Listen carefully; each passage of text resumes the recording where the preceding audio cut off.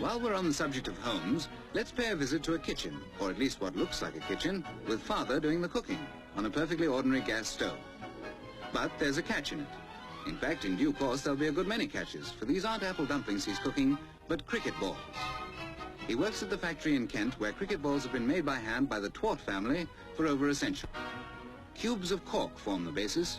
They're bound with coarse worsted, which compresses them until they're only about an inch in diameter.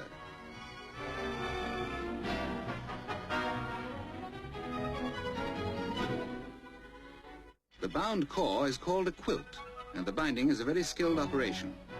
Charlie Tingley has been a quilter for 30 years.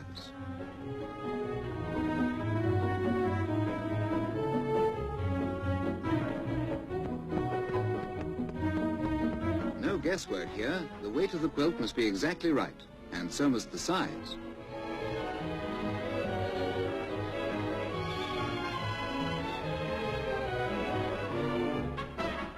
The outer covers are made of cowhide in 4 quarters.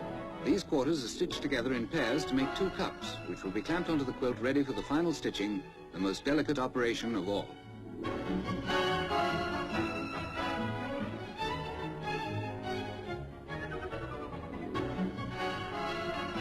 The cover must be tight, so it's made too small for the quilt, and is then squeezed onto it by a vise with a pressure of several tons, enough to close the gap and make the edges rise together in a small ridge just big enough for stitching.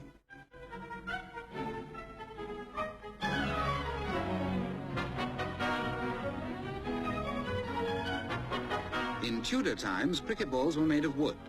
Later, the village cobbler used to cover them with leather. It's a far cry from those rough and ready days to this highly specialized craft.